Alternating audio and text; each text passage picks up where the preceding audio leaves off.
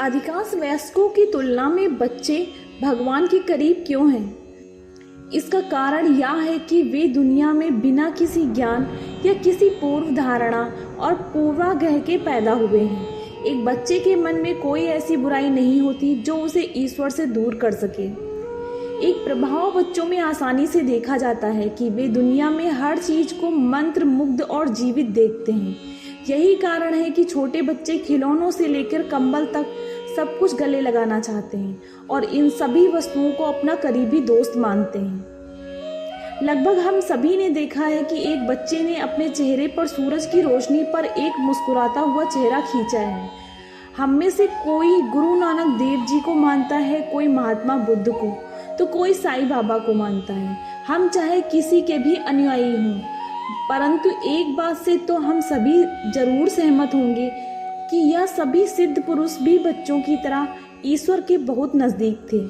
फिर मन में ख्याल आया कि आखिर छोटे बच्चे और सिद्ध महापुरुष में ऐसी कौन कौन समानताएं हैं कि वो दोनों ही ईश्वर के बहुत नजदीक होते हैं। बहुत सोच विचार के बाद बस इतना ही समझ पाई हूँ कि दोनों ही निश्चल होते हैं, दोनों में ही दया भाव होता है, दोनों में अहंकार नहीं होता, दोनों ही किसी दूसरे को क्षति नहीं पहुंचाना चाहते, दोनों ही दुनिया में प्यार और खुशियां बांटते हैं।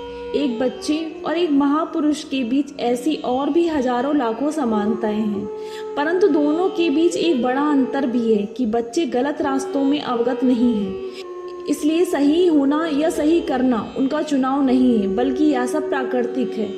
जब महापुरुष सही और गलत के बीच का अंतर जानते हैं, उन्हें गलत से सही होना आता है, उन्हें गलत रास्तों से इनकार करना आता है, या यूं कहें उन्हें वयस्क होते हुए बच्चा बने रहना आता है।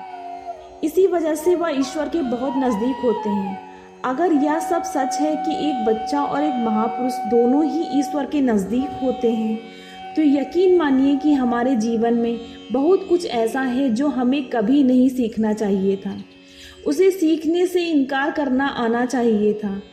अब जबकि हम सब कुछ सीख चुके हैं, तो हमें उस सीख को भुलाना नहीं आता।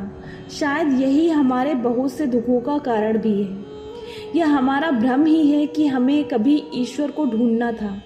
जब हम निश्चल थे और किसी पूर्व धारणा और पूर्वाग्रह से ग्रसित नहीं थे, तब वह ईश्वर हर पल हमारे साथ था।